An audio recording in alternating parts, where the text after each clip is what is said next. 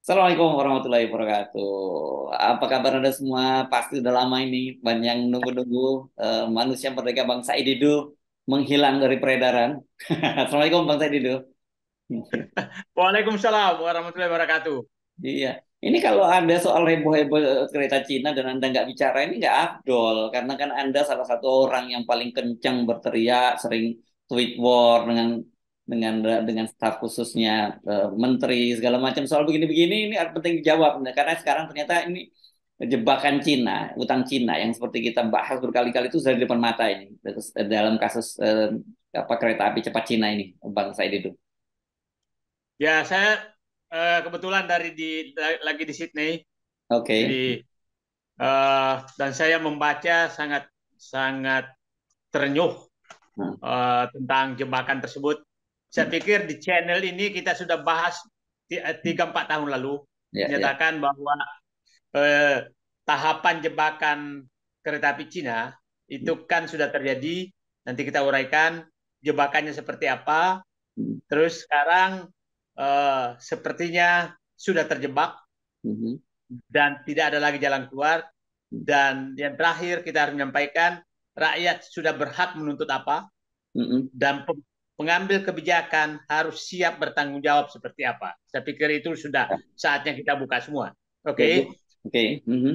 Ya, ya. Jadi nggak dan yang sederhana pertama. ya, nggak sederhana seperti Pak Luhut bilang bahwa kita pemerintah bisa bayar. Bukan soal itu ya. Ini ada soal yang lebih Bukan. serius dari itu ya. Ya, ya. Jadi sekarang mereka mencoba menyatakan bahwa kebijakan publik itu tidak bisa diadili. Itu adalah kebijakan publiknya. Hmm. Tapi pelaksanaan kebijakan publiknya itu adalah sangat potensi melanggar hukum. Nanti saya akan jelaskan. Ya, oke. Uh, kita ulangi, review kembali tahapan yang kita pernah bahas bahwa jebakan Cina ini memang dimulai dari membuat proposal yang seakan-akan murah Ya. untuk menyingkirkan Jepang, Mhm. yang Jepang sudah menyatakan ini tidak layak, tapi dipaksakan dan saat itu jauh sekali di bawah angka-angkanya sudah menyebar. Saya pikir uh, sekitar 10 triliun di bawah tawarannya Jepang saat itu dan dikatakan cepat selesai. Kemudian tidak ada jaminan pemerintah, tidak membebani APBN dan dengan bangga saat itu Presiden Jokowi menyatakan tidak membebani APBN. Menteri Keuangan Bambang Brojonegoro menyatakan tidak membebani APBN. Rini Suwandi memasang badan depan Hmm. dan seakan-akan Pimpronya. Kemudian Pak Jonan menolak dan Ya. terakhir adalah yang ditunjuk untuk mengkoordinir kembali masalah adalah Pak Luhut Bin Sarpanjaitan. Jadi itu Yes. clear sekali siapa yang bertanggung jawab.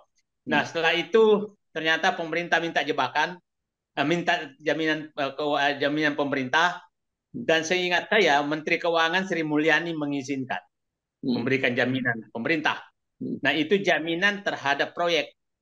Ya. Nah, bentuknya sudah berkali-kali dicairkan oleh Bu Sri Mulyani, Mhm. yaitu lewat APBN untuk PMN kepada kereta api Ya. untuk menambah utang.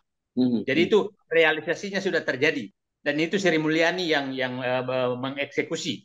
Hmm. Nah, kemudian setelah itu sekarang minta pembengkakan anggaran sekarang sudah menjadi 112 triliun dari awalnya 70-an sekarang 112 triliun. Kemudian yang terakhir minta APBN menjamin untuk membayar utang tersebut. Itu puncaknya. Ya. Dan saya perkirakan Mas Hersu kita ada bahas dulu bahwa Cina tidak akan mau hanya itu. Dia siapkan langkah berikutnya bahwa kalau Anda tidak mau membangun lewat APBN, maka aku ambil infrastruktur kamu yang untung, yaitu adalah seluruh jalur kereta api yang ada, Mhm. kemudian Bandara Soekarno-Hatta, Bandara Ngurah Rai, dan Pelabuhan Tanjung Priok. Saya pikir itu sudah ada di incaran mereka, Hmm. sehingga rakyat bangsa ini betul-betul sudah terjual. Nah sekarang jebakan itu sudah terjadi, itulah jebakannya. Dan saya pikir sekarang tidak ada jalan mereka tidak ada jalan lain untuk menghindar. Hmm. Pertanyaannya, apakah pemerintah akan mengikuti? Kalau kita diam semua maka dia akan mengikuti. Hmm. Dan kalau kita tidak diam dan dia tidak mengikuti, maka Cina akan menggunakan kewenangannya. Ingat, Hmm. Cina punya kekuatan yang dipuji-puji oleh mereka juga, oleh para geng kebohongan, Ya, geng penjebak negara ini. ya. Nah, sekarang rakyat, apa yang harus dilakukan oleh rakyat? Rakyat sudah harus menuntut bahwa para gerombolan ini, ya saya ulangi, para gerombolan ini yang sudah menjebak bangsa ini dengan utang Cina, menjerat rakyat, menjerat negara ini dengan apa namanya utang yang sangat besar, kemudian menyengsarakan rakyat untuk jangka panjang, ini sudah saatnya harus bertanggung jawab.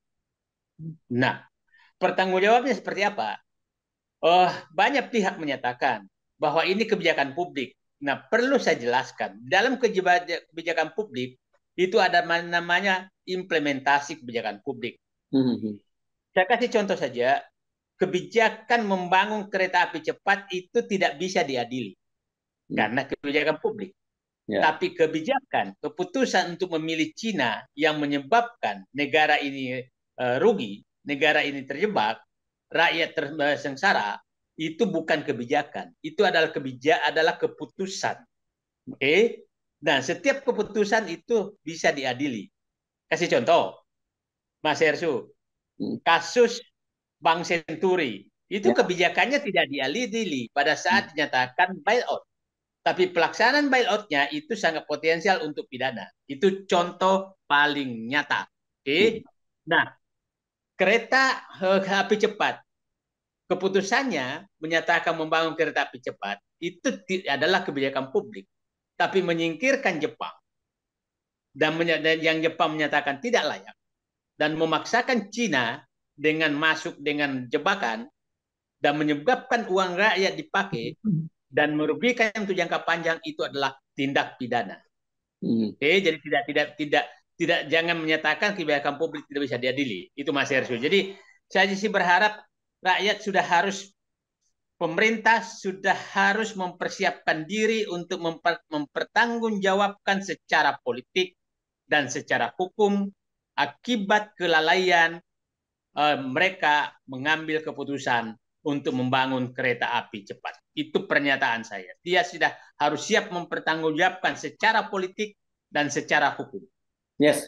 Oke, tapi gini ya. Ini kalau soal tadi yang Anda mengambil infrastruktur yang mungkin menguntungkan, udah terbayang ini. Sekarang kan yang jadi leadernya ini kan PT KAI ya. Dan kita tahu kan PT KAI ini sehat ya.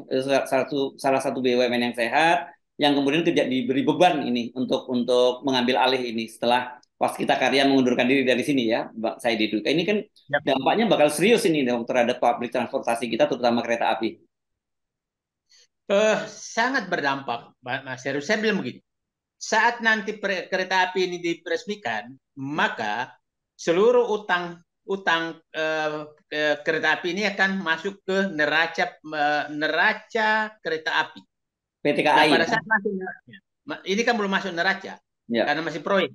Pada saat masuk neraca, maka kemungkinan besar kereta api itu PT Kereta Api Indonesia menjadi Pol 5 Hmm. karena sudah nggak bisa membayar utang. Membayar Hmm. utang karena utangnya sudah melebihi jauh di atas aset yang dimiliki.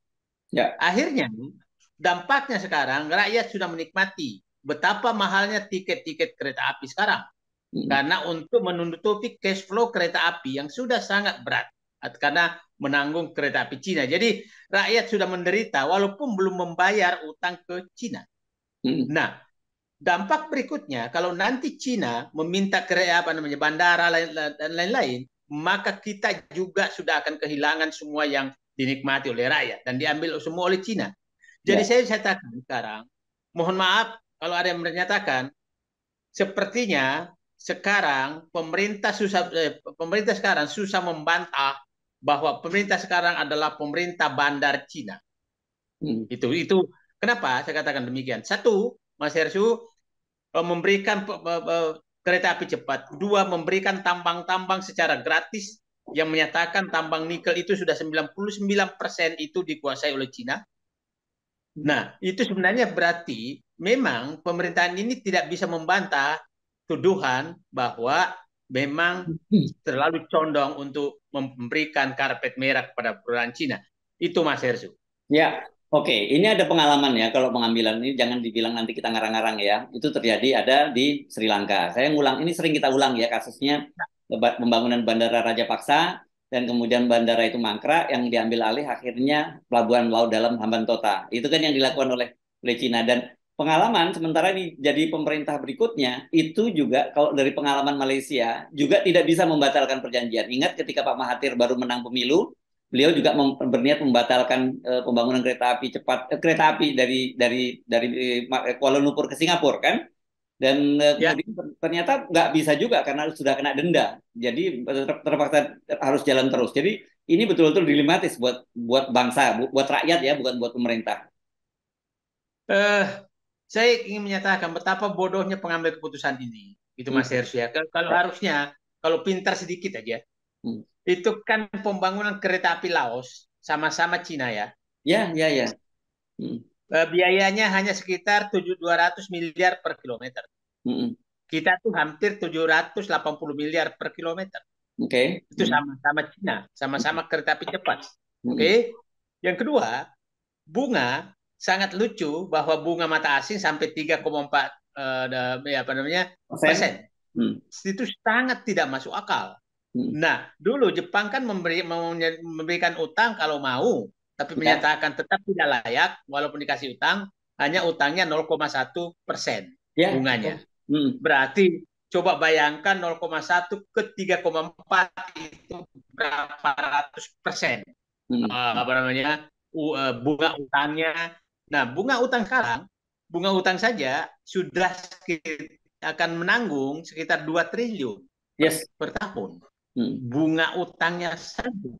Dan penghasilan kereta api nggak mungkin cukup untuk membahas keuntungan kereta api nggak mungkin cukup untuk membayar bunganya saja, bunganya Hmm. saja. Jadi udahlah, kita berharap pengambil kebijakan ini tafakur untuk segera menyadari. Saya sangat berharap sih Bu Rini Suwandi muncul sebagai bentuk pertanggungjawaban karena Hmm. beliaulah yang memasang badan saat itu, Hmm. memasang badan walaupun Jonan berkali-kali Pak Jonan berkali-kali menolak.